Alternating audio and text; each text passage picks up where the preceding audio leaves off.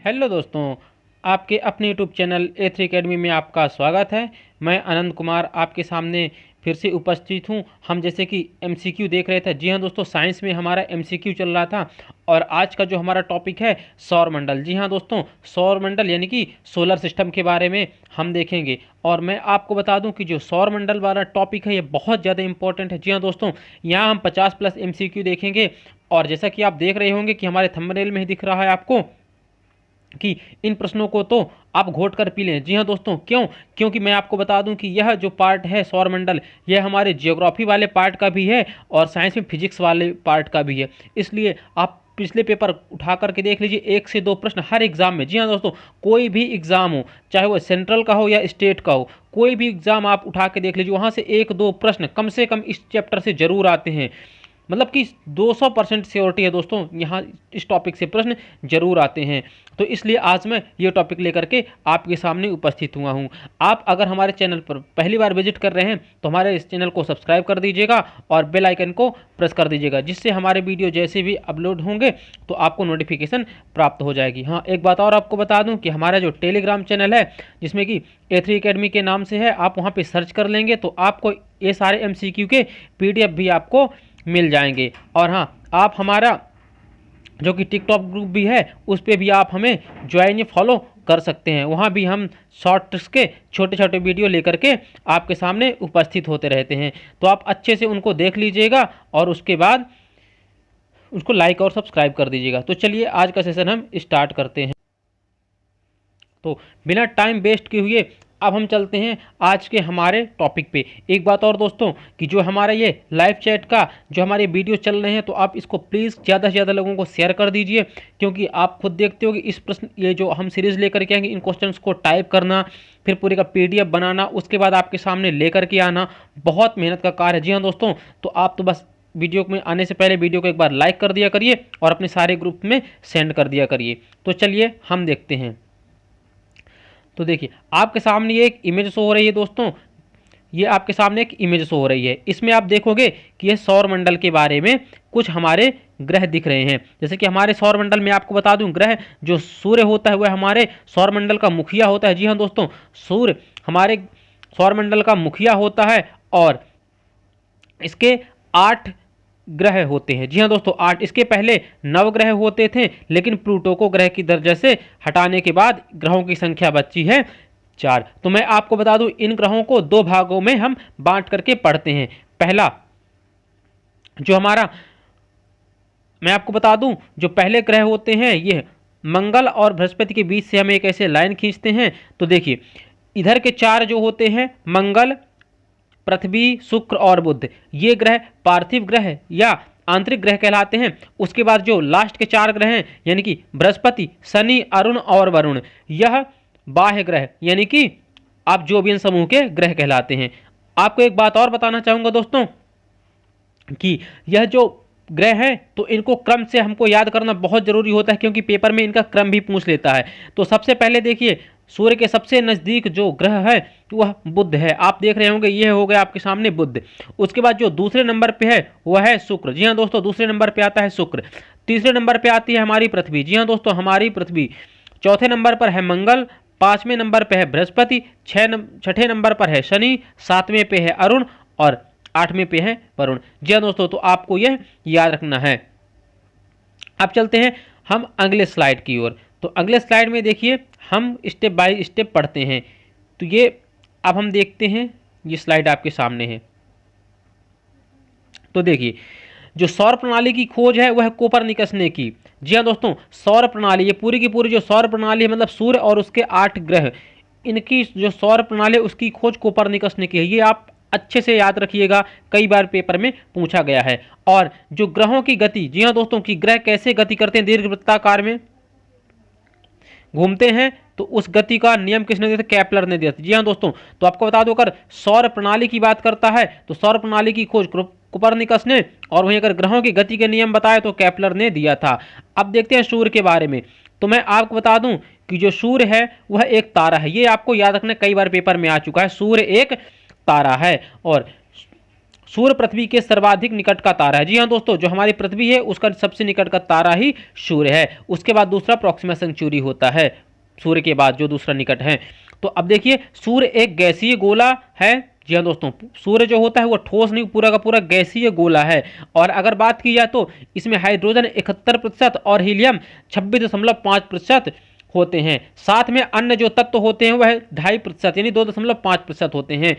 सूर्य के केंद्र पर हाइड्रोजन 4 नाभिक मिलकर, जी हाँ दोस्तों, हाइड्रोजन के 4 नाभिक मिलते हैं और हीलियम का 1 नाभिक मिलकर के जब इनमें क्रिया होती है जिसे हम नाभिकीय संलयन की क्रिया कहते हैं, जिससे अपार ऊर्जा निकलती है। जी हाँ दोस्तों, अपार ऊर्जा निकलती है और उसी ऊर्जा से हमें क्या मिलती है, एनर्जी मिलती है। हर ग्रह में, पृथ्वी में जीवन है तो सूर्य की एनर्जी के कारण। अगर सूर्य नहीं होगा तो पृथ्वी से जीवन भी समाप्त हो जाएगा, ये आपको याद रखना है। अब चलते हैं अपने अगले स्लाइड की ओर। तो अगले स्लाइड में देखिए बुध। जी हाँ दोस्तों, सूर्य के बाद का जो हमारा पहला ग्रह है बुध। तो बुध के बारे में देखते हैं।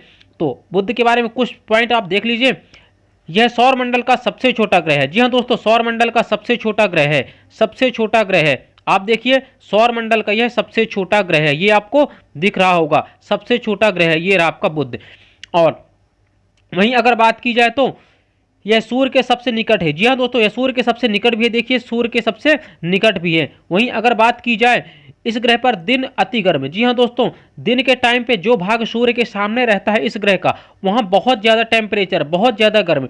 और जब रात होती है जिस भाग में, वहाँ रातें बर्फीली, मतलब कि बहुत कम टेम्परेचर होता है। तो अगर बात की जाए तो सर्वाधिक तापांतर इसी ग्रह पर होता है। जी हाँ दोस्तों, ताप अंतर मतलब दिन में यहाँ करीब 500 डिग्री सेल्सियस चला जाता है टेम्परेचर, और रात में 200-250 माइनस में चला जाता है। तो बहुत ज़्यादा तापांतर पाया जाता है। अगर बात की जाए अगले फैक्ट पे तो बुध सूर्य की परिक्रमा सबसे कम, जी हाँ दोस्तों, सबसे कम दिन में, केवल 88 दिन में पूरा करता है। अगर पृथ्वी की बात की जाए तो करीब करीब 365 दिन 6 घंटे हम एवरेज मान के चलते हैं। लेकिन अगर बात की जाए बुध की, तो बुध का जो परिक्रमण काल है वह सबसे कम है। जी हाँ दोस्तों, 88 दिनों में। क्यों? दूसरा तरीका आप समझ भी सकते हैं, लॉजिक भी लगा सकते हैं, क्योंकि देखिए बुध तो सबसे पास है, तो यह अगर परिक्रमा करेगा सूर्य की तो इसका जो सर्किल होगा छोटा सा बनेगा, तो जल्दी कर लेगा। उसके बाद ग्रहों की दूरी जितनी होती जाएगी उनको उतना ज़्यादा सर्किल घूमना पड़ेगा और उतना ज़्यादा टाइम लगेगा जितना दूर ग्रह होगा।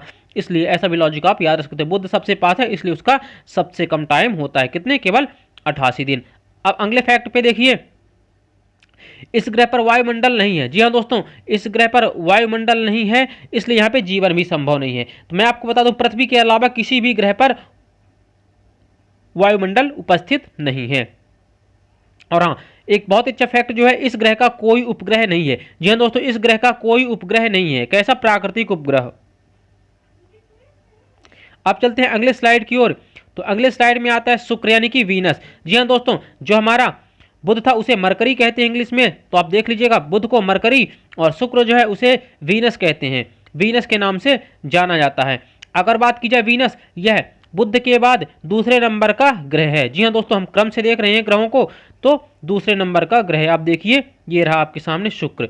अब वहीं अगर बात करते हैं, यह पृथ्वी के सबसे निकट का ग्रह। जी हाँ दोस्तों, आपकी पृथ्वी देखिए, ये रही आपकी पृथ्वी, और पृथ्वी के सबसे निकट का ग्रह कौन सा है? शुक्र। आप याद रखिएगा। आप देखोगे इधर पृथ्वी के जो ये इस साइड है, इस साइड चंद्रमा है, और इस साइड में अगर बात की जाए तो मतलब दाएं में, ये दाएं वाला भाग हो गया आपके, तो ये दाएं वाला भाग, दाएं में चंद्रमा और बाएं में आप देखोगे शुक्र है। तो शुक्र सबसे करीब है, ठीक है ना, ये आपको याद रखना है।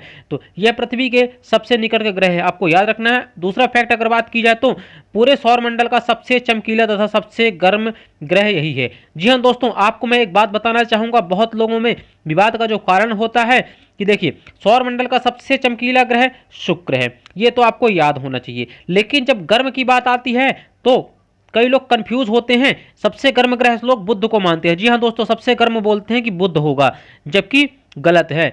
बुध भले सूर्य के सबसे पास में है, लेकिन मैं आपको बता दूं सबसे ज्यादा गर्म ग्रह शुक्र होगा। जी हाँ दोस्तों, रीजन क्या है? रीजन इसलिए है कि शुक्र में बहुत ज्यादा मात्रा में कार्बन डाइऑक्साइड पाई जाती है, और वह कार्बन डाइऑक्साइड क्या करती है, वहां पे ग्रीन हाउस प्रभाव बहुत ज्यादा जनरेट होता है, इसलिए वहां पे टेम्परेचर बहुत ज्यादा होता है दोस्तों। इसलिए सबसे गर्म अगर ग्रह की बात करते हैं तो ऑप्शन में आपको बुध मिल जाएगा। और बता दूं 60-70% लोग बुध लगा के आते हैं, जो कि एकदम से गलत है। तो आपको याद रखना है, भले सूर्य के पास में बुध है लेकिन गर्म की बात की है तो सबसे गर्म शुक्र है, ये आपको याद रखना है।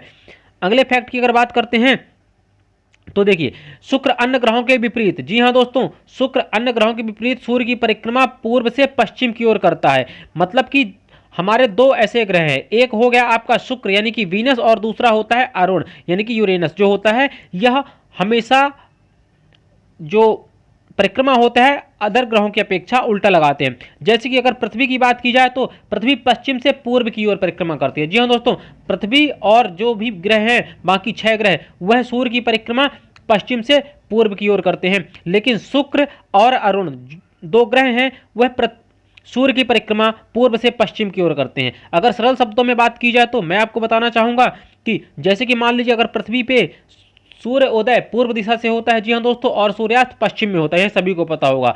ठीक उसी तरह विपरीत दिशा होने के कारण जो शुक्र ग्रह है वहां पे सूर्योदय पश्चिम दिशा से और सूर्यास्त पूर्व में होता है। उसी तरह अरुण में भी जो सूर्य निकलता है वह पश्चिम से निकलता है और पूर्व में डूबता है। तो ये आपको याद रखना है।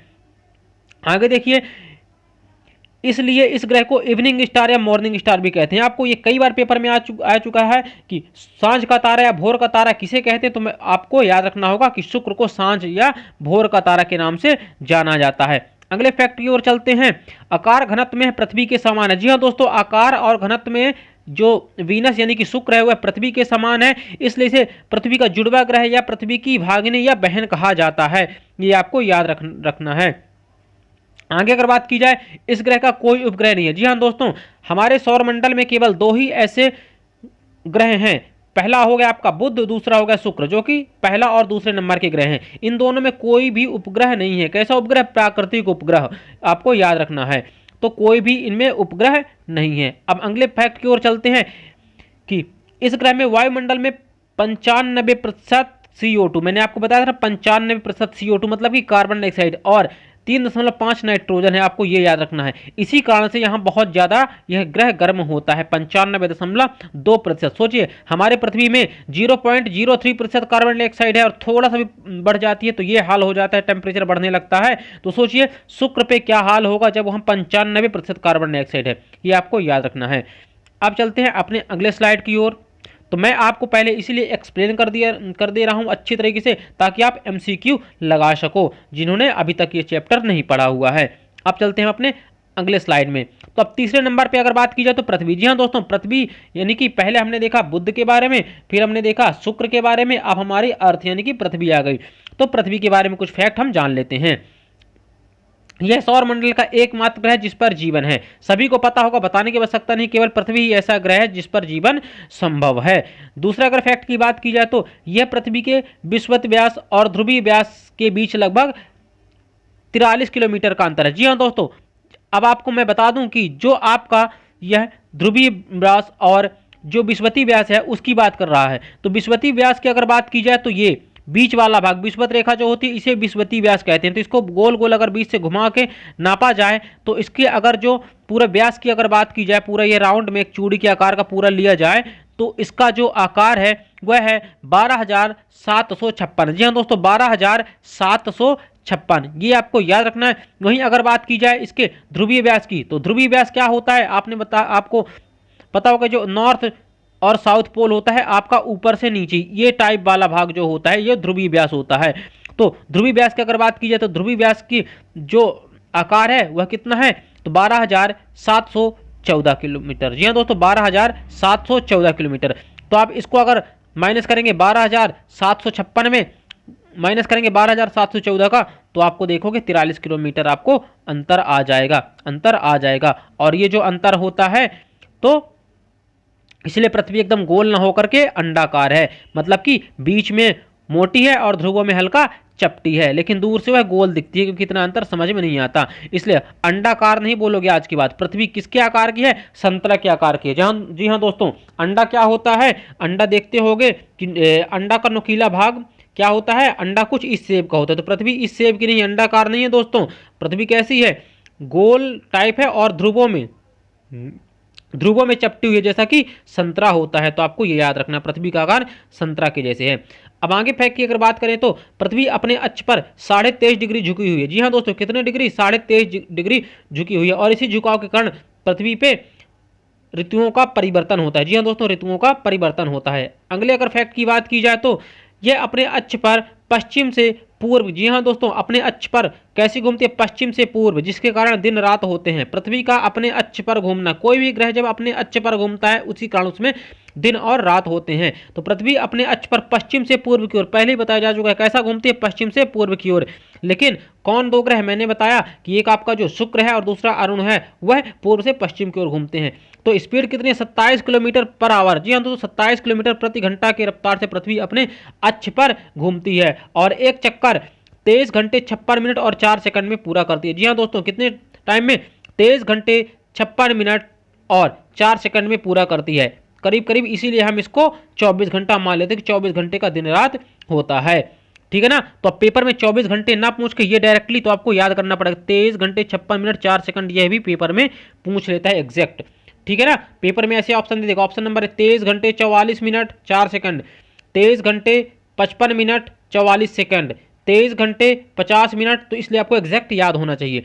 अगले फैक्ट की अगर बात करें तो जल की उपस्थिति कारण इसे नीला ग्रह भी कहते हैं। जी हाँ दोस्तों, पृथ्वी को नीला ग्रह के नाम से भी जाना जाता है। क्यों? क्योंकि इसमें पूरा का पूरा देख रहे हो यहाँ पे पानी है। कितना? तो आप बोलोगे 2/3 भाग में पृथ्वी के पानी है।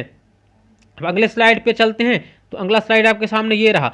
पृथ्वी को सूर्य की परिक्रमा करने में 365 दिन, एग्जैक्ट आपको याद रखना, 365 दिन 5 घंटे 48 मिनट और 46 सेकेंड, यानी कि 365 दिन और 6 घंटे। तो आपको बता दूं कभी कभी 365 दिन 6 घंटे ले आता है पेपर में, लेकिन पेपर को जब थोड़ा टफ बनाता है तो ऑप्शन में देता है 365 दिन 5 घंटे और 48 मिनट 46 सेकंड, पूरा ये दे देता है और थोड़ा सा चेंज कर देगा, 365 दिन 5 घंटे 46 मिनट ऐसे दे देता है। तो आपको एग्जैक्ट ये भी याद रखना है, 365 दिन 5 घंटे 48 मिनट और 46 सेकंड, एग्जैक्ट भी आपको याद रखना है। अब अगले स्लाइड की ओर चलते हैं। अगले पॉइंट पे, पृथ्वी के अपने अक्ष पर झुके होने के कारण, जी हाँ दोस्तों, पृथ्वी अपने अक्ष पर झुकी हुई है, सूर्य के सापेक्ष स्थिति में परिवर्तन के कारण ऋतु परिवर्तन होता है। वही है जो मैंने आपको बताया कि 23.5 डिग्री पृथ्वी अपने अक्ष पर झुकी हुई है, इसी कारण पृथ्वी पे ऋतु परिवर्तन होता है। ठीक है, अब अगले पॉइंट की बात करते हैं। सबसे अधिक चमकीला तारा साइरस यानी कि डॉग स्टार पृथ्वी से 9 प्रकाश वर्ष की दूर है। मतलब पृथ्वी का जो सबसे अधिक चमकीला हमारे पृथ्वी से जो दिखता है उसका नाम क्या है? साइरस या डॉग स्टार, जो पृथ्वी से 9 प्रकाश वर्ष की दूरी पर है। जी हाँ दोस्तों, 9 प्रकाश वर्ष की दूरी पर। वहीं अगर बात की जाए सबसे पास का तारा सूर्य के बाद कौन सा है, तो प्रॉक्सिमा सेंचुरी आपको याद रखना है। अब देखिए, सूर्य से पृथ्वी की दूरी आपको देखना है। तो पृथ्वी अंडाकार पथ पर सूर्य की परिक्रमा करती है। जी हाँ दोस्तों, पृथ्वी अंडाकार पथ पर परिक्रमा करती है। जैसे मैं आपको यहाँ पे बताना चाहूंगा कि मान लीजिए ये सूर्य है, क्या है? ये सन है, और सूर्य की परिक्रमा पूरे ग्रह कैसे करते? दीर्घवृत्ताकार इस परिक्रमा पे करते हैं। आप सोच रहे होंगे एकदम गोल नहीं करती। जी हाँ दोस्तों, एकदम गोल नहीं करती है। कैसे करती है? अंडाकार मार्ग में। सभी ग्रह सूर्य की परिक्रमा अंडाकार पे करते हैं, और यह नियम किसने बताया था? केपलर ने बताया था। ये आपको याद रखना है। तो वही फैक्ट वही बता रहा है आपको कि पृथ्वी अंडाकार पथ पर सूर्य की परिक्रमा करती है, जिसके कारण सूर्य से उसकी दूरी बदलती रहती है। जी हाँ दोस्तों, सूर्य से उसकी दूरी बदलती रहती है। अधिकतम दूरी 15.21 करोड़ किलोमीटर, जो कि 4 जुलाई को होता है। अब आपको इस घटना को बताना है। एक घटना उपसौर होती है, एक अपसौर होती है, जो कि ऑब्जेक्टिव में आगे कराएंगे, तो आपको ये याद रखना है। आगे देखिए, न्यूनतम दूरी, जो कि न्यूनतम दूरी होती है, वह है 14.70 करोड़। जी हाँ दोस्तों, 14.70 करोड़ किलोमीटर, जो 3 जनवरी को होती है। आपको यह याद रखना है। हमारे कहने का मतलब यह है कि जब सूर्य के दीर्घवृत्ताकार में ऐसे परिक्रमा करती है, तो आप देखते हो कि ये वाले क्षेत्र में जब रहती होगी पृथ्वी, तो सबसे पास में रहती होगी, तब इसकी दूरी सूर्य से कितनी रह जाती होगी? तो 14.70 करोड़ किलोमीटर रह जाती है। और ये वाला भाग जब सबसे ज़्यादा दूर होता है, ये वाला भाग, तो ये वाले भाग में जब दूर रहती है, तब उसकी दूरी कितनी हो जाती होगी? 15.21 करोड़ किलोमीटर। और डेट आपको याद रखना है, 4 जुलाई को सबसे दूर और 3 जनवरी को सबसे पास होती है। ठीक है ना? अगले नोट में देखिए, नोट में पृथ्वी और सूर्य के बीच औसत दूरी खगोलीय एकाक कहलाती है। पेपर में पूछा गया है कई बार, इसलिए आपको यह याद रखना है।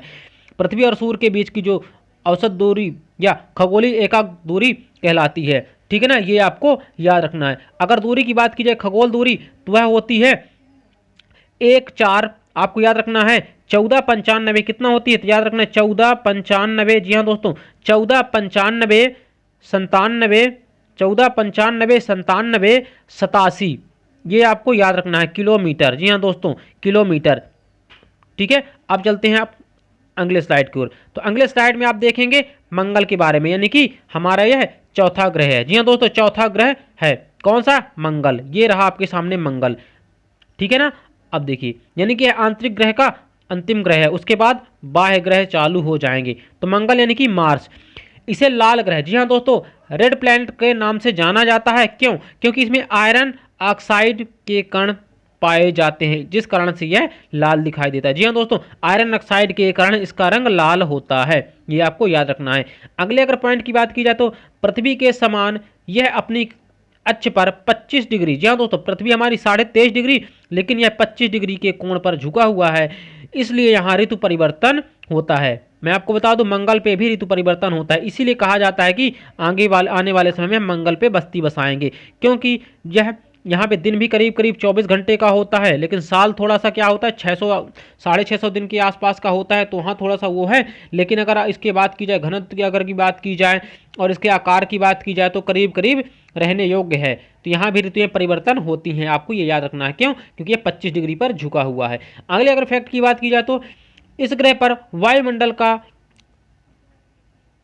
पतला आवरण है, बहुत पतला आवरण है दोस्तों इस पे, ठीक है ना, जिसमें नाइट्रोजन एवं आर्गन गैस पाई जाती हैं। बहुत पतला है, जिस रहने योग्य बिल्कुल नहीं है, क्योंकि यहाँ पे बहुत ज़्यादा वायुमंडल जो है, सूर्य से आने वाली पराबैंगनी किरणें डायरेक्टली इसकी सतह पर प्रवेश कर जाती हैं। अपने पृथ्वी पे तो क्या है, ओजोन है, ओजोन और वायुमंडल की परत बहुत मोटी है, इस कारण से डायरेक्टली सूर्य की पराबैंगनी किरणें हम तक नहीं पहुँच पाती हैं। वहीं अगले फैक्ट की बात की जाए तो मंगल के 2 उपग्रह, जी हाँ दोस्तों, बहुत बार पेपर में पूछा गया मंगल के 2 उपग्रह हैं। कितने, 2 उपग्रह आपको याद रखना है, उनके नाम भी आपको याद रखना है, फोबोस तथा डिमोस। जी हाँ दोस्तों, फोबोस तथा डिमोस, फोबोस और डिमोस नाम के इसके 2 उपग्रह हैं। फोबोस सौरमंडल का सबसे छोटा उपग्रह है, आपको याद रखना है डिमोस। जी हाँ दोस्तों, बहुत इंपॉर्टेंट फैक्ट है, डिमोस जो है वह सौरमंडल का सबसे छोटा उपग्रह है, पूरे सौरमंडल का सबसे छोटा उपग्रह है, जो कि चंद्रमा का उपग्रह है। अगले फैक्ट की अगर बात की जाए तो सौरमंडल का सबसे बड़ा ज्वालामुखी, जी हाँ दोस्तों, सबसे बड़ा ज्वालामुखी ओलंपियस मेसी, पूरे सौरमंडल की बात कर रहा है, कौन सा, ओलंपियस मेसी, ओलंपियस मेसी। एवं सौरमंडल का सबसे ऊंचा पर्वत, जी हाँ दोस्तों, सबसे ऊंचा पर्वत निक्स ओलंपिया, आपको याद रखना है मिक्स ओलंपिया, जो माउंट एवरेस्ट से 3 गुना अधिक ऊंचा है। जी हाँ दोस्तों, इसी ग्रह पर स्थित है, माउंट एवरेस्ट से 3 गुना ज्यादा ऊंचा। सोचिए, अपने पृथ्वी का सबसे ऊंचा माउंट एवरेस्ट है, और ये माउंट एवरेस्ट से भी 3 गुना ज्यादा ऊंचा है। कौन सा, निक्स ओलंपिया, जो कि मंगल यानी कि मार्स में पाया जाता है। अब चलते हैं हम अपने अगले फैक्ट की ओर। तो अगला ये रहा आपके सामने अगला स्लाइड, जुपिटर, जुपिटर यानी कि बृहस्पति। अब देखिए, बृहस्पति क्या करता है, यह सौरमंडल का सबसे बड़ा ग्रह है। जी हाँ दोस्तों, यह सबसे बड़ा ग्रह है, और अगर बात की जाए तो यह ग्रह मुख्यतः गैस और द्रव से मिलकर के बना है, इसलिए बृहस्पति में ठोस भूमि का अभाव है। जी हाँ दोस्तों, बृहस्पति में ठोस भूमि नहीं पाई जाती है, क्योंकि यह मुख्यतः गैस और द्रव से मिलकर के बना हुआ है, पर इसके उपग्रह ठोस पिंड हैं। इसका जो उपग्रह सबसे बड़ा आपने पढ़ा होगा गैनीमेड। जी हाँ दोस्तों, बृहस्पति में उपग्रहों की संख्या सौरमंडल में सबसे अधिक होने से गैनीमेड सौरमंडल का सबसे बड़ा उपग्रह, आपको याद रखना है, आपको याद रखना है, बृहस्पति के उपग्रहों की संख्या सौरमंडल में सबसे अधिक। लेकिन अब यह फैक्ट आप याद रखिएगा, चेंज हो गया है, अब सबसे ज़्यादा अधिक हो गए हैं शनि पे। जी हाँ दोस्तों, सबसे ज़्यादा अधिक हो गए हैं शनि पे। अगर आपसे पेपर में पूछता है सबसे अधिक, तो किसके पे हो गए हैं, शनि पे उपग्रह हो चुके हैं।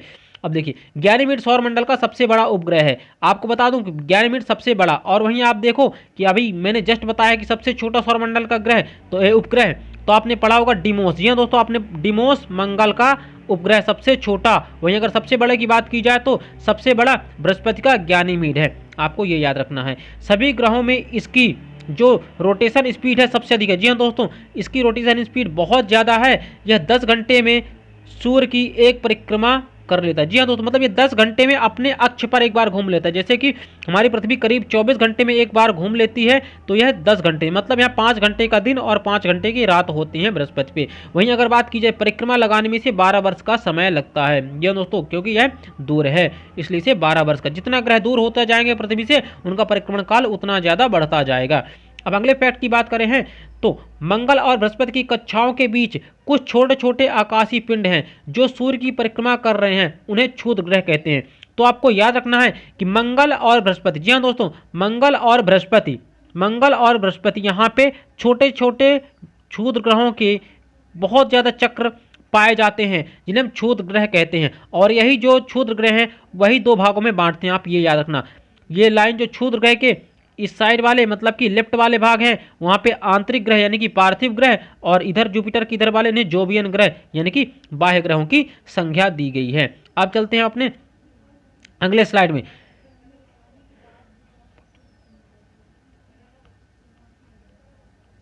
ये रहा अगला, आप देखेंगे बृहस्पति के बाद आता है शनि। जी हाँ दोस्तों, यह सौरमंडल का दूसरा सबसे बड़ा ग्रह है। सबसे बड़ा अगर बात की जाए तो बृहस्पति है, दूसरा सबसे बड़ा है। यह आकार में दूसरा बड़ा ग्रह है शनि या सैटर्न।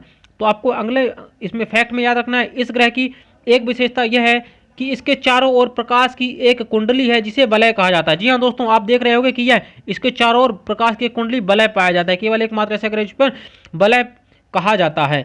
इन वलयों की संख्या 7 है। जी हाँ दोस्तों, शनि पे वलयों की संख्या 7 है, ये आपको याद रखना है। और इसकी खोज गैलीलियो द्वारा की गई थी। जी हाँ दोस्तों, इनकी खोज, इसमें जो छल्ले होते हैं और उनकी खोज गैलीलियो के द्वारा की गई थी। अगर अगले फैक्ट की बात की जाए तो शनि के सबसे बड़ा उपग्रह टाइटन है। जी हाँ दोस्तों, टाइटन है जो सौरमंडल का दूसरा सबसे बड़ा उपग्रह है। जी हाँ दोस्तों, दूसरा सबसे बड़ा उपग्रह।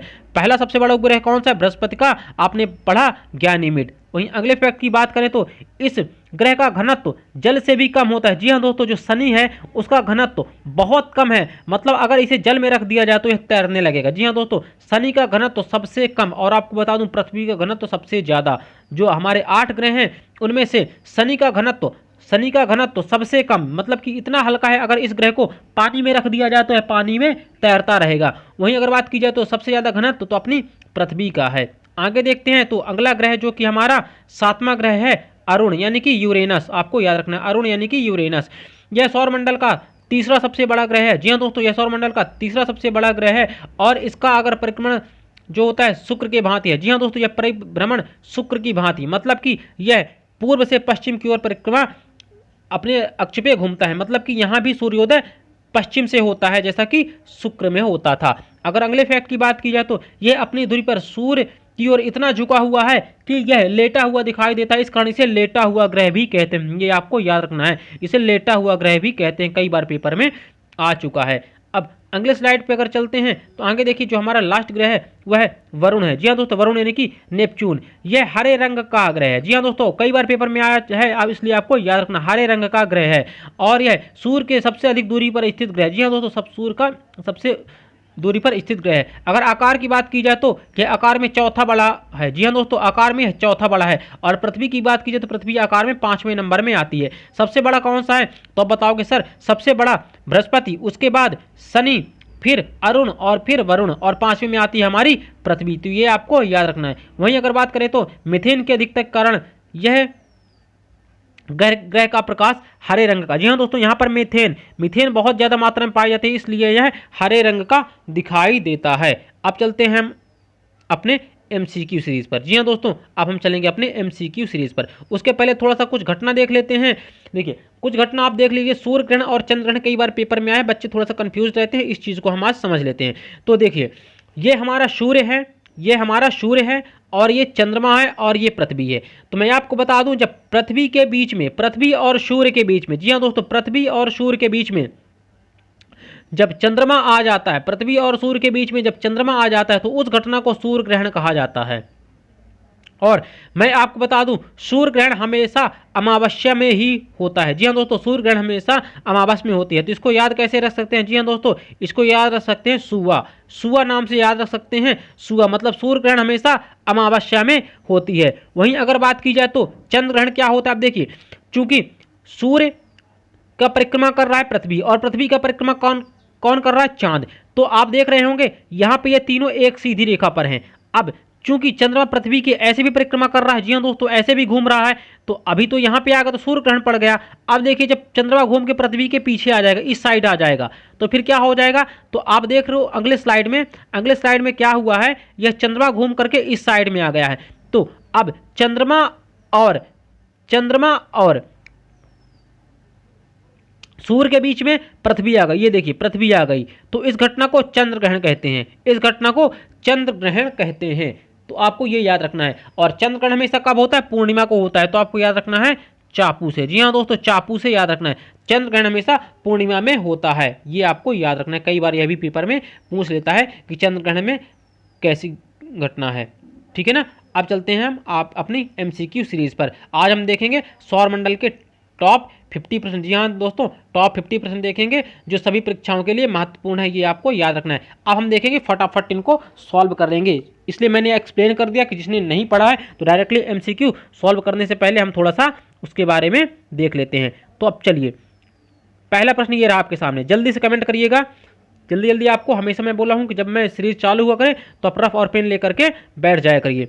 अब देखिए आपके सामने पहला प्रश्न ये रहा, कौन सा ग्रह सूर्य की एक परिक्रमा करने में 88 दिन का समय लेता है। अब आप अगर क्लास अच्छे से आप सुन लिए हो तो आप बहुत अच्छे तरीके से इन प्रश्नों को जल्दी जल्दी से सॉल्व कर लोगे।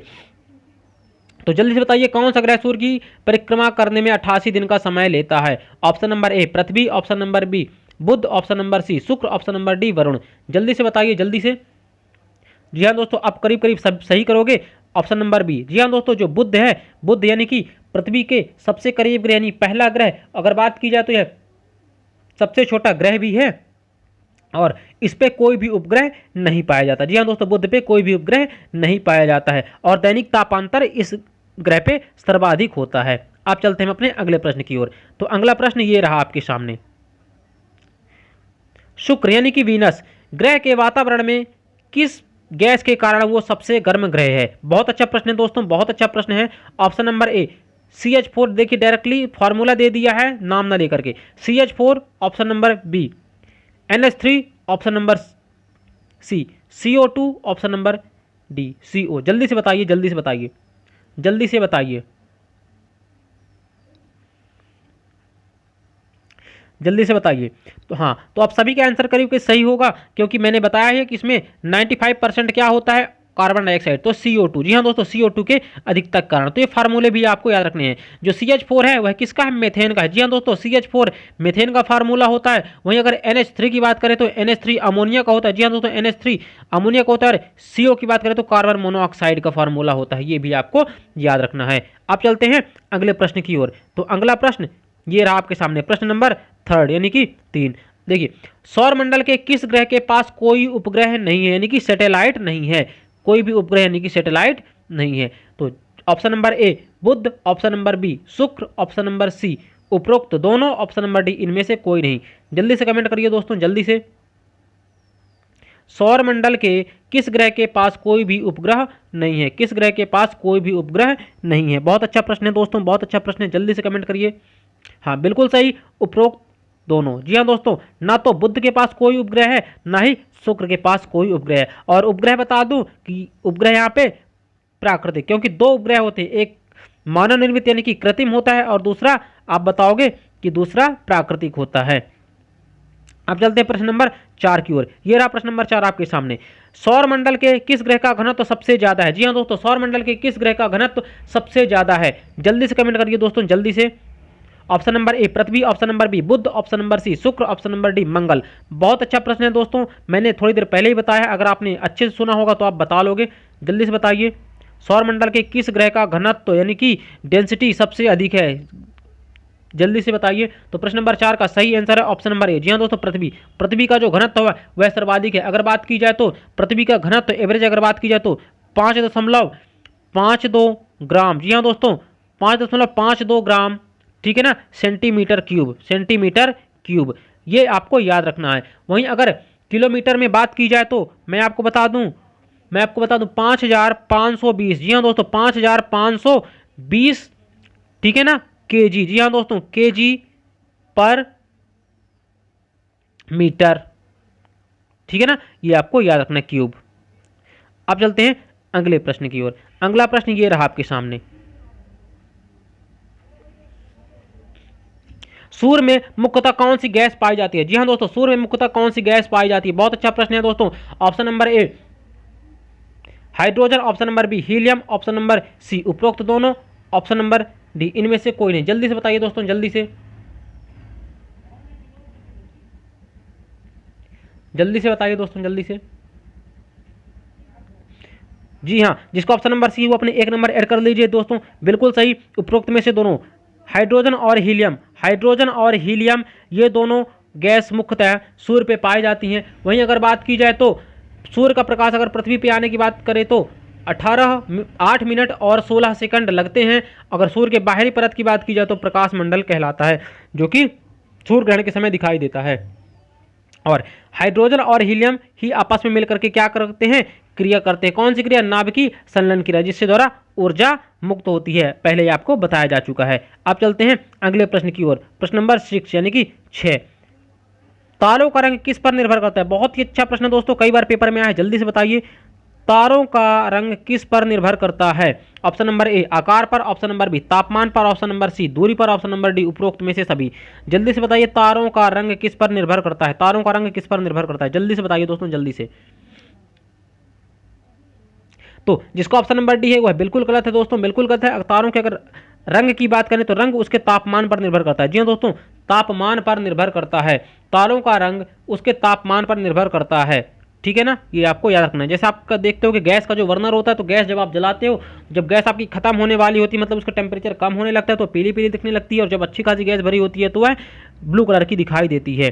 तो सबसे जो तारा चमकीला होता है वह ब्लू कलर का होता है। अब चलते हैं अगले प्रश्न की ओर। तो अगला प्रश्न ये रहा आपके सामने, जब पृथ्वी एवं सूर्य के बीच चंद्रमा आ जाता है। जी हाँ दोस्तों, अभी मैंने बताया थोड़ी देर पहले यह घटना, जब पृथ्वी एवं सूर्य के बीच चंद्रमा आ जाता है तो इस स्थिति को क्या कहा जाता है? जल्दी से बताइए दोस्तों, पृथ्वी एवं सूर्य के बीच चंद्रमा आ रहा है। प्रश्न नंबर 7, जल्दी से कमेंट करिए। ऑप्शन नंबर ए चंद्र ग्रहण, ऑप्शन नंबर बी सूर्य ग्रहण, इसी को सोलर इक्लिप्स भी कहते हैं, दूसरा है पल्सर और तीसरा इनमें से कोई नहीं। जल्दी से बताइए प्रश्न नंबर 7। प्रश्न नंबर 7, तो प्रश्न नंबर 7 का सही ऑप्शन है, जी हाँ दोस्तों, सूर्य ग्रहण। जिसका बी है वह एक नंबर ऐड कर लीजिए, एक नंबर ऐड कर लीजिए। सूर्य ग्रहण मैंने बताया था, सूर्य ग्रहण हमेशा अमावस्या को होता है, ये आपको याद रखना है। अब चलते हैं अगले प्रश्न की ओर। तो अगला प्रश्न ये रहा आपके सामने, प्रश्न नंबर 8, जब सूर्य और चंद्रमा के बीच में पृथ्वी आ जाती है। जी हाँ दोस्तों, जब सूर्य और चंद्रमा के बीच में पृथ्वी आ जाती है तो इस स्थिति को क्या कहा जाता है? जी हाँ दोस्तों, बहुत अच्छा प्रश्न है, अपोजिट है दूसरे का, करीब करीब ये सभी सही लगाओगे। ऑप्शन नंबर ए चंद्र ग्रहण, ऑप्शन नंबर बी सूर्य ग्रहण, option number C pulsar, option number D इनमें से कोई नहीं। तो ऑप्शन नंबर ए, जल्दी से बताइए, लूनर इक्लिप्स भी कहा जाता है चंद्र ग्रहण को। ऑप्शन नंबर ए जिसका है वह अपने एक नंबर ऐड कर लीजिए। अब चलते हैं अगले प्रश्न की ओर। प्रश्न नंबर 9 ये रहा आपके सामने, ब्रह्मांड के अध्ययन को क्या कहा जाता है? जी हाँ दोस्तों, ब्रह्मांड के अध्ययन को क्या कहा जाता है? जल्दी से बताइए। Option number A astronomy, option number B selenology, option number C seismology, option number D cosmology. जल्दी से बताइए प्रश्न नंबर 9। प्रश्न नंबर 9 बहुत ही अच्छा प्रश्न दोस्तों, जल्दी से बताइए, जल्दी से बताइए प्रश्न नंबर 9। प्रश्न नंबर 9 जल्दी से कमेंट करिए, प्रश्न नंबर 9 का सही आंसर क्या होगा? तो जिसका आंसर है ऑप्शन नंबर डी, वह अपने एक नंबर ऐड कर लीजिए। हाँ दोस्तों, ऑप्शन नंबर डी जिसका है वह सही है। तो मैं आपको बता दूं, अगर एस्ट्रोनॉमी की बात की जाए तो एस्ट्रोनॉमी में खगोलीय पिंडों का अध्ययन किया जाता है। जी हाँ दोस्तों, एस्ट्रोनॉमी में खगोलीय पिंडों का अध्ययन किया जाता है। वहीं अगर सेलेनोलॉजी की बात की जाए, यह भी बहुत इंपॉर्टेंट दोस्तों, कई बार पेपर में आया, तो सेलेनोलॉजी की बात की जाए तो उसमें चंद्रमा का अध्ययन किया जाता है। जी हाँ दोस्तों, चंद्रमा और उसकी कलाओं का अध्ययन किया जाता है। वहीं अगर सिस्मोलॉजी की बात की जाए तो सिस्मोलॉजी में सभी को पता होगा भूकंप का अध्ययन किया जाता है, तो ये आपको याद रखना है। आप चलते हैं अपने अगले प्रश्न की ओर। प्रश्न नंबर 10 ये रहा आपके सामने। प्रश्न नंबर 10, सौर मंडल का सबसे ऊंचा पर्वत ओलंपियस मॉन्स या निक्स ओलंपिया किस ग्रह पर स्थित है? मैंने थोड़ी देर पहले ही बताया है। जल्दी से बताइए दोस्तों, जल्दी से बताइए, जल्दी से बताइए। प्रश्न नंबर 10, प्रश्न नंबर 10 जल्दी से बताइए। सौर मंडल का सबसे ऊंचा पर्वत ओलंपियस मॉन्स या निक्स ओलंपिया किस ग्रह पर स्थित है? तो अभी थोड़ी देर पहले मैंने बताया था किस पे, जिसका ऑप्शन नंबर ए है वह अपना एक नंबर ऐड कर लीजिए, मंगल पे। जी हाँ दोस्तों, मैंने बताया था माउंट एवरेस्ट से 3 गुना ऊंचा ज़्यादा है। जी हाँ दोस्तों, माउंट एवरेस्ट से 3 गुना ज़्यादा ऊंचा यह पर्वत है। वहीं अगर मंगल ग्रह की बात की जाए तो मंगल ग्रह आयरन ऑक्साइड के कारण इसे लाल ग्रह के नाम से भी जाना जाता है। वहीं अगर इसके उपग्रह की बात की जाए तो फोबोस और डिवोस इसके 2 उपग्रह है।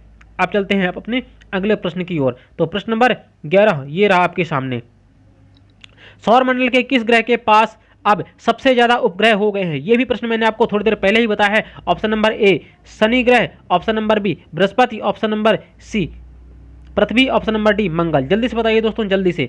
तो सही आंसर करीब करीब है, सभी को अब पता होगा शनि। जी हाँ दोस्तों, शनि पे अब 82 हो गए हैं। सब इसके पहले बृहस्पति पे थे, कितने दोस्तों, बृहस्पति पे थे 67, लेकिन अब शनि पे बहुत सारे उपग्रहों की खोज की जा चुकी है, इसलिए अगर पेपर में अब आता है तो आप लगाएंगे शनि पे। जी हाँ दोस्तों, शनि पे उपग्रहों की संख्या 82 हो गई है। तो इस समय सौरमंडल में शनि ग्रह पे मतलब अगर बात की जाए तो 82 चंद्रमा है। जी हाँ दोस्तों, शनि ग्रह पे अगर आप जाते हो तो आपको 82 चंद्रमा दिखेंगे।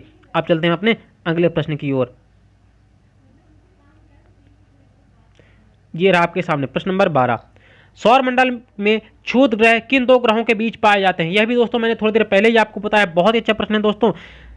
सौरमंडल में क्षुद्र ग्रह यानी कि एस्ट्रॉइड्स किन दो ग्रहों के बीच पाए जाते हैं? बहुत ही अच्छा प्रश्न है दोस्तों, जल्दी से बताइए, जल्दी से कमेंट करिए, जल्दी से।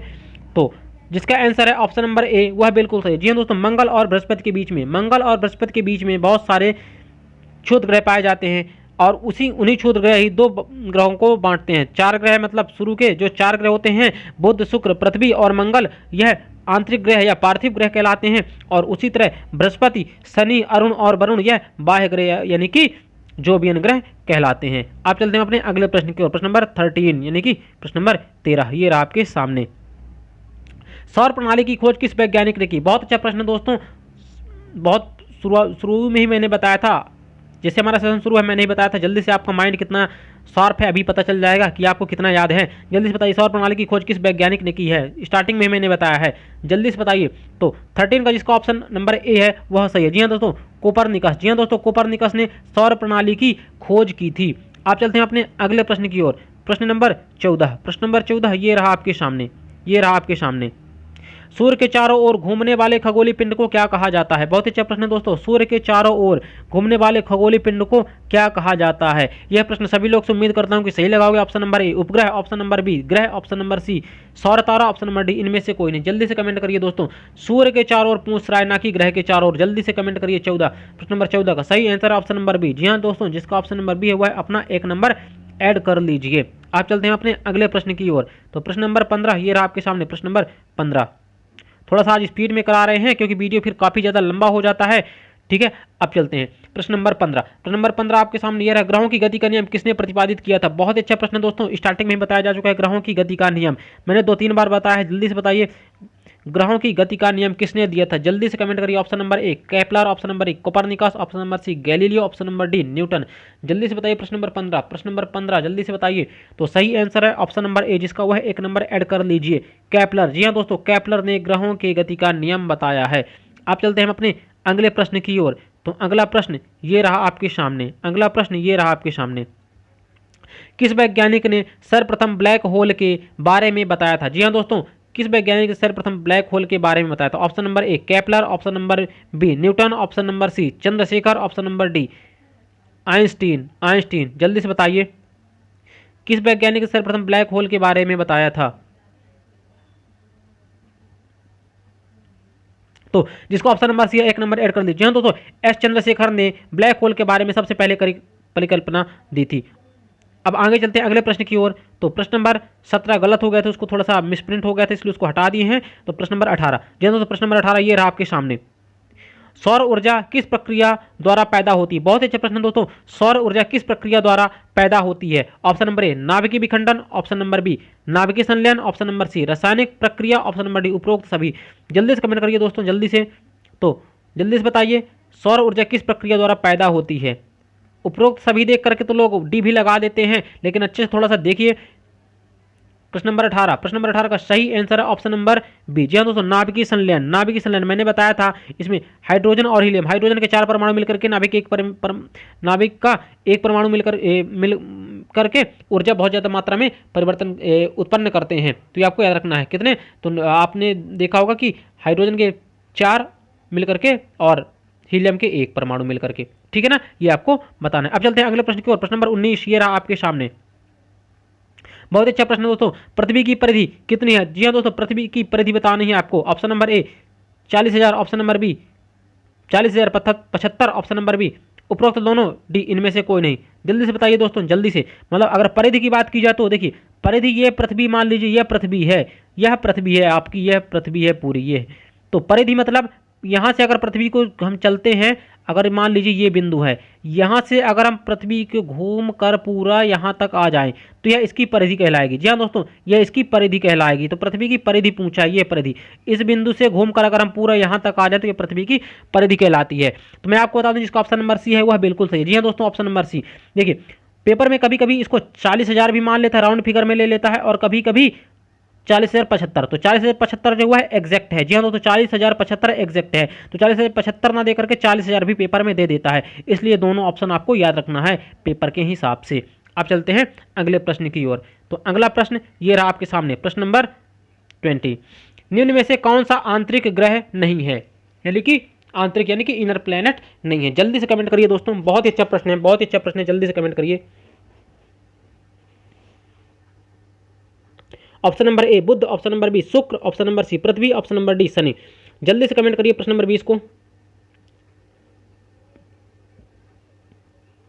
तो ऑप्शन नंबर बी जिसमें ऑप्शन क्वेश्चन नंबर 20 का ऑप्शन नंबर डी जी है, वो जिसका है वह एक नंबर आपने ऐड कर लीजिए। जी हाँ दोस्तों, डी जिसका है एक नंबर ऐड कर लीजिए, शनि। मैंने आपको बताया था कि बुध, शुक्र, पृथ्वी और मंगल यह आंतरिक ग्रह कहलाते हैं, और बृहस्पति, शनि, अरुण और वरुण यह बाह्य ग्रह यानी कि आउटर प्लैनेट कहलाते हैं। ये आपको याद रखना है। अब चलिए 21। जी हाँ दोस्तों, प्रश्न नंबर 21 ये रहा आपके सामने। किस ग्रह के वायुमंडल में मीथेन और अमोनिया पाया जाता है? बहुत ही अच्छा प्रश्न है दोस्तों। मीथेन और अमोनिया पाया जाता है, ये आपको बताना है। ऑप्शन नंबर ए मंगल, ऑप्शन नंबर बी पृथ्वी, option number B option number C बुध, ऑप्शन नंबर डी शनि। जल्दी से बताइए प्रश्न नंबर 21 के। प्रश्न नंबर 21 में किस ग्रह के वायुमंडल में मीथेन और अमोनिया पूछा है दोस्तों, जल्दी से बताइए। तो जिसका ऑप्शन नंबर डी है वह सही है। जी हाँ दोस्तों, जिसका ऑप्शन नंबर डी वह सही है। अगर मीथेन की बात करें तो मीथेन को CH4, जी हाँ दोस्तों, मीथेन का कई बार फार्मूला आ जाता है CH4 कहते हैं। वहीं अगर अमोनिया की बात करें तो इसको NH3 भी कहते हैं, NH3। ठीक है, ये आपको याद रखना है। आप चलते हैं अगले प्रश्न की ओर। तो प्रश्न नंबर 22 ये रहा आपके सामने, प्रश्न नंबर 22। पृथ्वी को नीला ग्रह भी कहा जाता है क्योंकि पृथ्वी पर डैश स्थित है। जल्दी से बताइए। Option number A H2O, option number B CO2, option number C N2O, option number D H2SO4। जल्दी से बताइए दोस्तों, जल्दी से बताइए, जल्दी से बताइए। तो सही आंसर है पानी। जी हाँ दोस्तों, पानी ने लिख करके यहाँ पे देखिए कंफ्यूज करने के लिए H2O लिख दिया। जी हाँ दोस्तों, पृथ्वी को नीला ग्रह पानी की अधिकता के कारण कहा जाता है क्योंकि यहाँ पे 2/3, जी हाँ दोस्तों, 2/3 भाग जल है पृथ्वी पे। तो H2O कंफ्यूज करने के लिए देखिए ऐसे भी चीजें दे देता है। अब चलते हैं अगले प्रश्न को। प्रश्न नंबर 23 ये रहा आपके सामने। सौरमंडल का सबसे निकटतम तारा कौन सा है? मैंने 2-3 बार बताया है, जल्दी से बताइए सौरमंडल का सबसे निकटतम तारा कौन सा है? Option number A Proxima Centauri, option number B alpha Centauri, option number C pulsar, option number D इनमें से कोई नहीं। जल्दी से बताइए प्रश्न नंबर 23 का। तो प्रश्न नंबर 23 का जल्दी से बताइए कौन सा आंसर सही होगा, जल्दी से बताइए। तो प्रश्न नंबर 23 का सही आंसर होगा ऑप्शन नंबर ए जिसका है एक नंबर ऐड कर लीजिए, प्रॉक्सिमा सेंचुरी। जी हाँ दोस्तों, प्रॉक्सिमा सेंचुरी, प्रॉक्सिमा सेंचुरी ये आपको याद रखना है। अगले प्रश्न की अगर बात की जाए तो प्रश्न नंबर 24 ये रहा आपके सामने, प्रश्न नंबर 24। दिन और रात होने का मुख्य कारण क्या है? जी हाँ दोस्तों, दिन और रात होने का मुख्य कारण क्या है? ऑप्शन नंबर ए पृथ्वी का अपने अक्ष पर घूमना, ऑप्शन नंबर बी पृथ्वी का सूर्य के चारों तरफ घूमना, ऑप्शन नंबर सी सूर्य का शाम को ढलना, ऑप्शन नंबर डी चांद का रात में निकलना। जल्दी से कमेंट करिए दोस्तों, जल्दी से। तो 24 का सही आंसर है जिसका, जल्दी से कमेंट करिए जल्दी से। तो 24 का जिसका आंसर है ऑप्शन नंबर ए वह सही है। जी हाँ दोस्तों, पृथ्वी का अपने अक्ष पर घूमना, पृथ्वी का अपने अक्ष पर जब घूमता है तभी दिन और रात होता है। लेकिन अगर सूर्य, ठीक है ना, अपने अक्ष पर घूमने की बात हो रही है, पृथ्वी का अपने अक्ष पर घूमने से क्या होता है, दिन और रात। और अगर सूर्य की परिक्रमा करने से और अपने अक्ष पर झुके हुए सूर्य की परिक्रमा जब करते हैं वहां पे ऋतुओं का परिवर्तन होता ही, आपको याद रखना है। तो पृथ्वी का अपने अक्ष पर जब घूमता है उसके कारण दिन रात होते हैं। कई बार पेपर में यह प्रश्न पूछ चुका है। तो प्रश्न नंबर आगे चलते हैं 25 ये रहा आपके सामने। किस ग्रह की अपने कक्षा से सूर्य से अधिकतम दूरी को क्या कहते हैं? जल्दी से बताइए, किसी ग्रह की अपने कक्षा से सूर्य से अधिकतम दूरी को क्या कहा जाता है? ऑप्शन नंबर ए अपसौर, ऑप्शन नंबर बी उपसौर, ऑप्शन नंबर सी खगोलीय इकाई, ऑप्शन नंबर डी इनमें से कोई नहीं। बहुत अच्छा प्रश्न है दोस्तों, बहुत ही अच्छा प्रश्न है।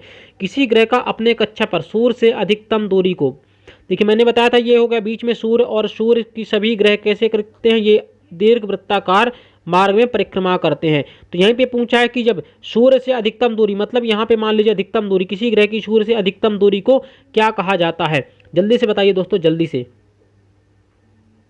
तो जिसका सही आंसर है ऑप्शन नंबर ए, वह बिल्कुल सही। जी हाँ दोस्तों, ऑप्शन नंबर ए है वह सही है।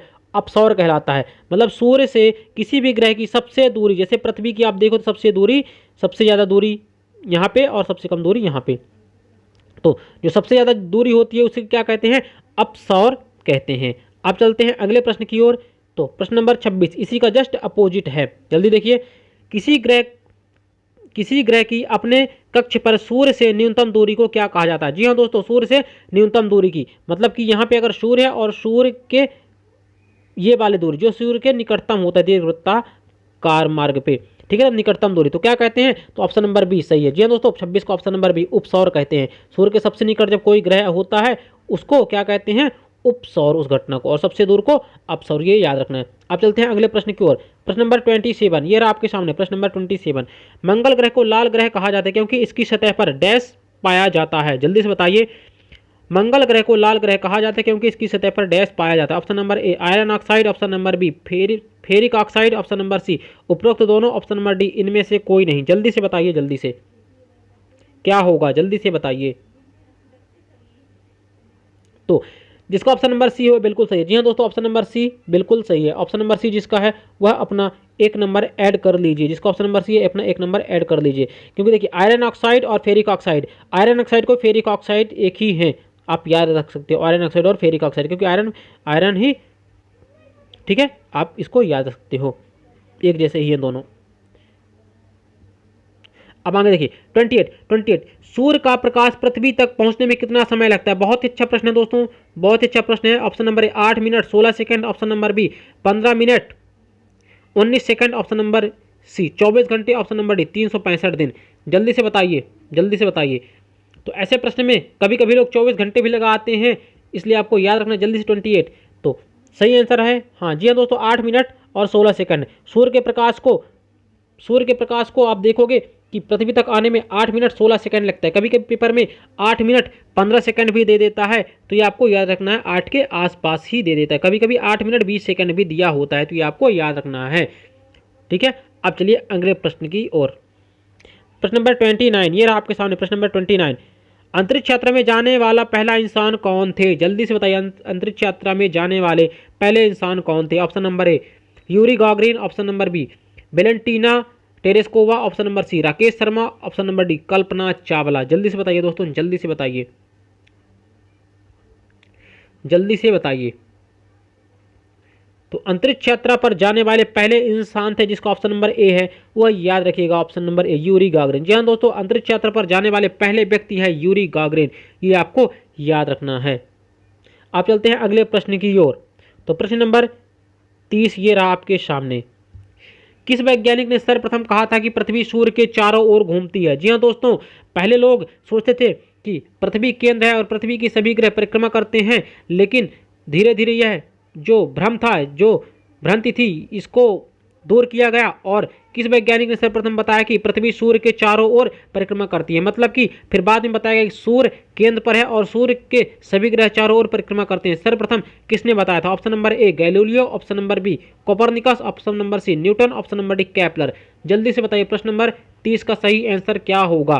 तो प्रश्न नंबर 30 का सही ऑप्शन होगा ऑप्शन नंबर बी। जी हाँ दोस्तों, कोपरनिकस ने सर्वप्रथम बताया था। जिसने बताया था? कोपरनिकस ने। ये आपको याद रखना है, ठीक है ना, ये आपको याद रखना है। वहीं अगर ग्रहों की गति की बात की जाए तो ग्रहों की जो गति है वह केपलर ने दी थी, ये आपको याद रखना है। अब चलते हैं अगले प्रश्न की ओर। प्रश्न नंबर 31 ये रहा आपके सामने प्रश्न नंबर 31। किस वैज्ञानिक ने सबसे पहले ये कहा था कि पृथ्वी गोल है? जी हाँ दोस्तों, कई बार पेपर में पूछा गया, बताइए जल्दी से, किस वैज्ञानिक ने सबसे पहले कहा था कि पृथ्वी गोल है? जल्दी से आपको बताना है। प्रश्न number 31, option number A Aristotle, option number B Galileo, option number C Copernicus, option number D Newton. जल्दी से बताइए। तो जिसका ऑप्शन नंबर ए है वह सही है। जी हाँ दोस्तों, ऑप्शन नंबर ए वाले सही हैं। अब चलते हैं अपने अगले प्रश्न की ओर। तो अगला प्रश्न ये रहा आपके सामने प्रश्न नंबर 32 ये रहा आपके सामने 32। किस वैज्ञानिक ने यह सिद्ध किया था कि सूर्य के चारों ओर प्रत्येक ग्रह का मार्ग दीर्घ वृत्ताकार है? जी हाँ दोस्तों, दीर्घ वृत्ताकार, जिसकी मैं बार बार बात कर रहा था, ये दीर्घ वृत्ताकार, ये किस वैज्ञानिक ने बताया था कि प्रत्येक ग्रह का मार्ग दीर्घवृत्ताकार है? Option number A Galileo, option number B Newton, option number C Kepler, option number D Copernicus. तो जिसका ऑप्शन नंबर सी है वह बिल्कुल सही है। जी हाँ दोस्तों, केपलर ने बोला था, ये आपको याद रखना है। आप चलते हैं अगले प्रश्न की ओर। प्रश्न नंबर 33। प्रश्न नंबर 33 ये आ रहा आपके सामने। सूर्य के चमकीले भाग को क्या कहा जाता है? जी हाँ दोस्तों, सूर्य के चमकीले भाग को क्या कहा जाता है? ऑप्शन नंबर ए प्रकाश मंडल, option number B photosphere, option number B उपरोक्त दोनों, ऑप्शन नंबर डी इनमें से कोई नहीं। जल्दी से बताइए प्रश्न नंबर 33 का सही आंसर क्या होगा? जल्दी से कमेंट करिए प्रश्न नंबर 33। तो जिसका ऑप्शन नंबर सी है वह बिल्कुल सही। जी हाँ दोस्तों, उपरोक्त में से दोनों, प्रकाश मंडल या फोटोस्फीयर भी इसी को कहा जाता है। तो आप क्या रखना है? सूर्य के चमकीले भाग को। अब देखते हैं अगले प्रश्न को। प्रश्न नंबर 34 ये रहा आपके सामने। प्रश्न नंबर 34, पृथ्वी अपने धुरी के चारों ओर किस दिशा में घूमती है? ऑप्शन नंबर ए पश्चिम से पूर्व, ऑप्शन नंबर बी पूर्व से पश्चिम, ऑप्शन नंबर सी उत्तर से दक्षिण, ऑप्शन नंबर डी दक्षिण से उत्तर। जल्दी से बताइए दोस्तों, अभी मैंने बताया था, कई बार बताया है, जल्दी से बताइए प्रश्न नंबर 34 का सही। तो प्रश्न नंबर 34 का सही आंसर पश्चिम से पूर्व। जी हाँ दोस्तों, पृथ्वी और 6 ग्रह, पृथ्वी के साथ 5 और ग्रह जो हैं वह पश्चिम से पूर्व की ओर घूमते हैं, लेकिन 2 अपवाद हैं। कौन कौन से? शुक्र और अरुण। जी हाँ दोस्तों, शुक्र और अरुण यह पूर्व से पश्चिम की ओर घूमते हैं, ये आपको याद रखना है। आप चलते हैं अगले प्रश्न को। प्रश्न नंबर 35 ये रहा आपके सामने। प्रश्न नंबर 35, पृथ्वी के सबसे निकट ग्रह कौन सा है? जी हाँ दोस्तों, पृथ्वी के सबसे निकट कौन सा ग्रह? ऑप्शन नंबर ए मंगल, ऑप्शन नंबर बी शुक्र, ऑप्शन नंबर सी बुध, ऑप्शन नंबर डी शनि। जल्दी से बताइए दोस्तों, जल्दी से। प्रश्न नंबर 35, प्रश्न number 35 option number A B C D प्रश्न नंबर डाल के आपको आंसर करना है। प्रश्न नंबर 35 का आंसर क्या होगा? तो जिसका ऑप्शन नंबर बी है वह सही है। जी हाँ दोस्तों, प्रश्न नंबर बी। मैं आपको बता दूं कि पृथ्वी के इधर तरफ मान लीजिए ये 3 ग्रह में बना दिया, तो ये हो गई आपकी अर्थ, और इधर हो जाएगा आपका मून, और इधर हो जाएगा आपका शुक्र यानी कि वीनस। तो पृथ्वी के सबसे निकट की अगर बात की जाए तो पृथ्वी के निकट वीनस है, शुक्र है। पृथ्वी के सबसे निकट कौन है? शुक्र। ये ऐसे है, पृथ्वी के ज़्यादा निकट है और मून थोड़ा सा दूर है, ये आपको याद रखना है। अब चलते हैं अगले प्रश्न की। प्रश्न नंबर 36। प्रश्न नंबर 36 ये रहा आपके सामने। शुक्र और मंगल के बीच कौन सा ग्रह स्थित है? जी हाँ दोस्तों, शुक्र और मंगल के बीच कौन सा ग्रह स्थित है? अभी मैंने जस्ट बताया, शुक्र और मंगल के बीच में ऑप्शन नंबर ए बुध, ऑप्शन नंबर बी पृथ्वी, option number C Shani, option number D बृहस्पति। तो सही आंसर है ऑप्शन नंबर बी पृथ्वी। पृथ्वी ठीक है ना, शुक्र और मंगल के बीच में स्थित है। अगले प्रश्न की ओर चलते हैं। तो अगला प्रश्न है 37, किस ग्रह को भोर का तारा यानी कि मॉर्निंग स्टार और शाम का तारा यानी कि इवनिंग स्टार कहा जाता है? बहुत इजी प्रश्न और कई बार पेपर में आ चुका है, इसको स्टार जितने स्टार मन कर लीजिए, यह प्रश्न हमेशा रिपीट होता रहता है। Option number A Prithvi, option number B शुक्र, option number C Shani, option number D Budh. तो सही आंसर होगा ऑप्शन नंबर बी शुक्र। जी हाँ दोस्तों, शुक्र को कहते हैं और यह सबसे गर्म ग्रह भी शुक्र ही है, ये आपको याद रखना है। अगले प्रश्न की बात करें तो अगला प्रश्न ये रहा 38, सौरमंडल का सबसे छोटा ग्रह डैश है और सबसे बड़ा ग्रह है? आपको बताना सौरमंडल का सबसे छोटा और सबसे बड़ा ग्रह कौन सा है? ऑप्शन नंबर ए बुध या Brihaspati, option number B Budh Prithvi, option number C Shukra Prithvi, option number D Arun Varun. तो सबसे छोटा और सबसे बड़ा आपको बताना है। तो बुध बुध 2 ऑप्शन में बुध आपको याद है, तो आप यहाँ से दो ऑप्शन कट कर सकते हो। तो सही आंसर ऑप्शन नंबर ए जिसका है वह अपने 1 नंबर ऐड कर लीजिए। जी हाँ दोस्तों, बुध और बृहस्पति क्रमशः सबसे छोटे और सबसे बड़े ग्रह हैं। अब चलते हैं अगले प्रश्न की ओर। तो अगला प्रश्न ये रहा आपके सामने। प्रश्न नंबर 39। प्रश्न नंबर 39 में दिया हुआ है सूर्य के सबसे निकटतम ग्रह, सूर्य के मतलब सबसे पास और सबसे दूर बताना है। तो option number A Budh Varun, option number B Prithvi Arun, option number C Budh Pluto, option number D Budh Prithvi. जल्दी से कमेंट करिए प्रश्न नंबर 39। तो प्रश्न नंबर 39 का सही आंसर होगा दोस्तों ऑप्शन नंबर ए। जी हाँ दोस्तों, option number A is correct answer. Budh सबसे पास है और वरुण यानी कि नेपच्यून सबसे ज़्यादा दूर हैं, ये आपको याद रखना है। आगे चलते हैं प्रश्न नंबर 40 ये रहा आपके सामने। प्रश्न नंबर 40, खगोलीय इकाई किसके बीच की औसत दूरी है? जी हाँ दोस्तों, खगोलीय इकाई किसके बीच की औसत दूरी है? ऑप्शन नंबर ए पृथ्वी और चंद्रमा, ऑप्शन नंबर बी पृथ्वी और सूर्य, ऑप्शन नंबर सी चंद्रमा और सूर्य, ऑप्शन नंबर डी पृथ्वी और चंद्रमा। जल्दी से बताइए प्रश्न नंबर 40 का सही आंसर क्या होगा? सही आंसर क्या होगा जल्दी से बताइए। तो इसका सही आंसर होगा ऑप्शन नंबर बी। जी हाँ दोस्तों, पृथ्वी और सूर्य के बीच की दूरी खगोलीय इकाई कहलाती है, जो कि कितना होता है आप बता दूं 1495 किलोमीटर। ठीक है ना। ये दूरी है एक खगोलीय इकाई, इसके बराबर होती है, ये आपको याद रखना है। अब चलते हैं अगले प्रश्न की ओर। तो अगला प्रश्न रहा प्रश्न नंबर 41। बहुत अच्छा प्रश्न है दोस्तों, जल्दी से बताइए। जब एक ही माह में 2 पूर्णिमा हो उसे क्या कहते हैं? जी हाँ दोस्तों, मतलब कि एक पूर्णिमा, मान लीजिए किसी महीने में 1 तारीख को पूर्णिमा पड़ जाए और फिर 31 तारीख को पूर्णिमा पड़ जाए, तो उसे क्या कहते हैं? जब एक ही माह में 2 पूर्णिमा हो उसे क्या कहते हैं? Option number A blue moon, option number B नीला मून, ऑप्शन नंबर सी काला मून, ऑप्शन नंबर डी इनमें से कोई नहीं। जल्दी से बताइए। तो ऑप्शन नंबर जिसका 41 का ए है वह सही। जी हाँ दोस्तों, ब्लू मून कहते हैं उस घटना को, ये आपको याद रखना है। ब्लू मून के नाम से जानी जाती है वह घटना। आप चलते हैं अगले प्रश्न की ओर। तो अगला प्रश्न ये रहा आपके सामने 42। सूर्य, पृथ्वी तथा चंद्रमा की एक ही सीधी रेखा में स्थित को क्या कहते हैं? जी हाँ दोस्तों, मतलब कि जो सूर्य ग्रहण और चंद्र ग्रहण वाली स्थिति की यह बात कर रहा है, मतलब सूर्य ग्रहण में भी और चंद्र ग्रहण में, क्योंकि सूर्य ग्रहण में भी तीनों सूर्य, चंद्रमा और पृथ्वी एक सीध में रहते हैं और चंद्र ग्रहण में भी तीनों एक सीध में रहते हैं। तो उस घटना को पूछ रहा है। ऑप्शन नंबर ए उपसौर, ऑप्शन नंबर बी अपसौर, ऑप्शन नंबर सी सिजगी, ऑप्शन नंबर डी इनमें से कोई नहीं। तो ये कई बार पेपर में आया दोस्तों, कई बार पेपर में आया है, तो ये घटना आपको याद रखना है। बहुत इंपॉर्टेंट, बहुत अच्छा प्रश्न है। तो इस घटना को सिजगी कहते हैं। जी हाँ दोस्तों, जब तीनों चीज मतलब सूर्य, चंद्रमा और पृथ्वी एक ही लाइन में होते हैं तो उस घटना को सिजगी कहते हैं, ये आपको याद रखना है। अगले प्रश्न की अगर बात करें तो प्रश्न नंबर 43 ये रहा आपके सामने। प्रश्न नंबर 43, हेली धूमकेतु कितने वर्षों बाद दिखता है? जी हाँ दोस्तों, हेली धूमकेतु कितने वर्षों बाद दिखता है? जल्दी से बताइए। ऑप्शन नंबर ए 75 वर्ष, ऑप्शन नंबर बी 100 वर्ष, ऑप्शन नंबर सी 75 से 76 वर्ष, ऑप्शन नंबर डी 86 वर्ष। जल्दी से बताइए दोस्तों, जल्दी से।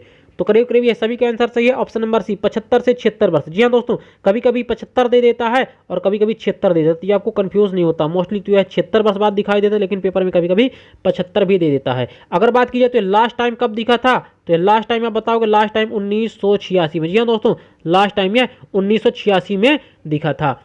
अब अगले प्रश्न की अगर बात करें तो यह भी पेपर में पूछा जाएगा, हेली धूमकेतु लास्ट बार कब दिखा था? तो 1986 में। अब कब दिखेगा? तो आप 1986 में 76 ऐड कर लीजिएगा। अब चलते हैं अगले प्रश्न की ओर। तो प्रश्न नंबर 44 ये रहा आपके सामने 44। सौर मंडल का सबसे कम घनत्व वाला ग्रह कौन सा है? जी हाँ दोस्तों, सबसे कम घनत्व वाला, अभी मैंने बताया था सबसे अधिक घनत्व वाला तो पृथ्वी है, यहाँ पे पूछा सबसे कम घनत्व वाला। तो सबसे कम घनत्व वाला दोस्तों मैंने बताया था शनि। जी हाँ दोस्तों, Shani, option number A is correct. Shani इतना हल्का ग्रह है, इतना कम घनत्व की है, पानी पे भी तैरेगा। जी हाँ दोस्तों, पानी पे अगर इसको रख दोगे तो भी यह तैरता रहेगा, इतना घनत्व है कम इसका। अगले प्रश्न की अगर बात करते हैं तो किस वैज्ञानिक ने अरुण यानी कि यूरेनस ग्रह की खोज की थी? बहुत अच्छा दोस्तों, बहुत अच्छा प्रश्न है। Option number A Newton, option number B William Herschel, option number C Copernicus, option number D Kepler. जल्दी से बताइए, जल्दी से बताइए। प्रश्न नंबर 45 का सही आंसर क्या होगा? तो जिसका ऑप्शन नंबर बी है वह सही है। जी हाँ दोस्तों, जिसका ऑप्शन नंबर बी है वह अपने 1 नंबर ऐड कर लीजिए, वह बिल्कुल सही है। अब चलते हैं अगले प्रश्न की ओर। प्रश्न नंबर 46 यानी कि 46 ये रहा आपके सामने। शुक्र ग्रह को पृथ्वी की जुड़वा बहन कहा जाता है क्योंकि डैश। इसका आकार समान है, ऑप्शन नंबर बी पृथ्वी की तरह नीला है, ऑप्शन नंबर सी इस पर ऑक्सीजन, ऑप्शन नंबर डी इस पर लोग रहते हैं।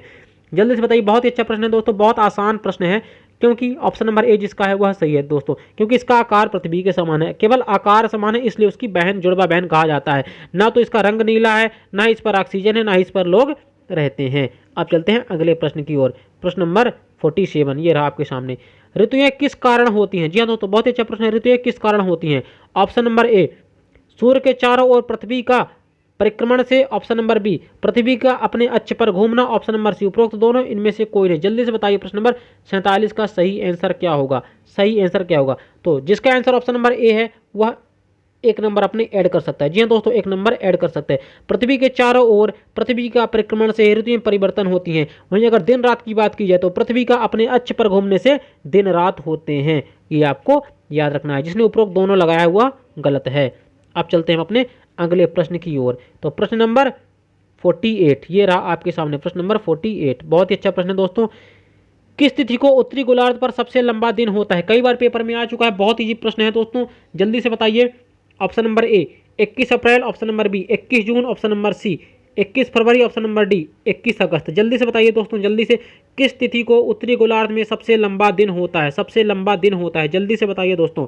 जिसका ऑप्शन नंबर बी है वह अपने एक नंबर ऐड कर लीजिए दोस्तों, 21 जून। जी हाँ दोस्तों, 21 जून को। अब चलते हैं अपने अगले प्रश्न की ओर। तो अगला प्रश्न ये रहा हमारा, प्रश्न नंबर 49। किस तिथि को उत्तरी गोलार्ध में सबसे छोटा दिन होता है? जी हाँ दोस्तों, उत्तरी गोलार्ध में सबसे छोटा दिन पूछा है। ऑप्शन नंबर ए 22 दिसंबर, ऑप्शन नंबर बी 26 अक्टूबर, ऑप्शन नंबर सी 15 जनवरी, ऑप्शन नंबर डी 20 जनवरी। जल्दी से बताइए प्रश्न नंबर 49 का सही आंसर क्या होगा। तो प्रश्न नंबर 49 का जल्दी से बताइए दोस्तों, बहुत ईजी प्रश्न है। सबसे बड़ा दिन आपने बताया 21 जून, तो सबसे छोटा भी बता दीजिए उत्तरी गोलार्ध पे कौन सा होगा। तो ऑप्शन नंबर ए जिसका है वह एक नंबर ऐड कर लीजिए दोस्तों, 22 दिसंबर को। अब चलते हैं अगले प्रश्न की ओर, प्रश्न नंबर 50 ये रहा आपके सामने।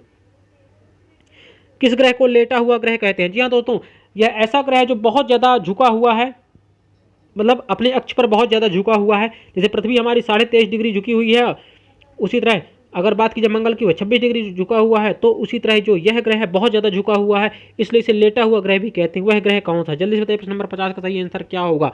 तो ऑप्शन नंबर सी, जी हाँ दोस्तों, अरुण यानी कि यूरेनस। जी हाँ दोस्तों, यूरेनस जो है वह उसे लेटा ग्रह कहते हैं, ये आपको याद रखना है। अब चलते हैं हमारा आज का अंतिम प्रश्न यानी कि 51, ये रहा आपके सामने। पूर्ण सूर्य ग्रहण के समय सूर्य का कौन सा भाग दिखाई देता है? जी हाँ दोस्तों, पूर्ण सूर्य ग्रहण के समय सूर्य का कौन सा भाग दिखाई देता है? Option number A corona, option number B प्रकाश मंडल, ऑप्शन नंबर सी पूरा सूर्य, ऑप्शन नंबर डी इनमें से कोई नहीं। जल्दी से बताइए दोस्तों, जल्दी से। तो पूर्ण सूर्य ग्रहण के समय दोस्तों सभी की जुबान में तो इस समय एक ही नाम है, ऑप्शन नंबर ए कोरोना। जी हाँ दोस्तों, सभी के मुंह में तो एक ही नाम है इस समय, कोरोना, वही लगा दीजिए। तो कोरोना, पूर्ण सूर्य ग्रहण के समय कौन सा भाग दिखाई देता है? कोरोना। जी हाँ दोस्तों, कोरोना। तो यहाँ से आपके 51 प्रश्न, एक प्रश्न हटा दिया जाए जो कि छूट गलत हो गया तो उसको डिलीट कर दिया, तो 50 प्रश्न यहाँ से आपके कंप्लीट होते हैं दोस्तों। तो बहुत ही अच्छे प्रश्न, और ये केवल 50 प्रश्न तो मैंने कराया, साथ में आपको बहुत सारे क्वेश्चन बोलते हुए मैंने एक्सप्लेन कर दिए। उन पॉइंट्स को आप लिख लीजिएगा, और यकीन मानिए कि यह बहुत ही इंपॉर्टेंट चैप्टर है, इसमें से बहुत ज़्यादा प्रश्न बनते हैं। आप इसको अच्छे तरीके से कॉपी में नोट कर लीजिएगा, और यह इसलिए भी महत्वपूर्ण चैप्टर हो जाता है क्योंकि यह हमारा जियोग्राफी में भी है और साइंस में भी है, तो दोनों सब्जेक्ट को कवर करता है, इसलिए बहुत ज़्यादा इंपॉर्टेंट चैप्टर हो जाता है। तो आपको बहुत अच्छे तरीके से इसको कवर करना है और नोट्स बनाते चलने हैं। एक बार और आप से मैं कुछ नहीं मांगता हूं, बस इतना ही मांगता हूं कि आप हमारे चैनल पे अगर नए हैं तो इसको सब्सक्राइब कर लीजिए, और अगर आप ये सारे MCQs की PDF प्राप्त करना चाहते हैं तो आप हमारे टेलीग्राम पे जा कर के वहाँ से पूरा सारे के सारे PDF, न केवल इस सब साइंस के बल्कि मैथ्स, रीजनिंग, साइंस और जो भी सब्जेक्ट्स पढ़ाए जाते हैं उन सब की PDF आप वहाँ से प्राप्त कर सकते हैं। अगर आप आज भी ज्वाइन करेंगे तो आप जा करके आपको पुराने सारे PDF वहाँ से प्राप्त हो जाएंगे, तो वहाँ से आप जा करके डाउनलोड कर सकते हैं। तो आपने हमें सुना, आपका बहुत बहुत धन्यवाद। अपना प्यार इसी तरह हमारे ऊपर बनाए रखिएगा और अपने माता पिता का नाम रोशन करिए और इसी तरह पढ़ाई करते रहिए। थैंक यू, गुड नाइट, जय हिंद, जय भारत।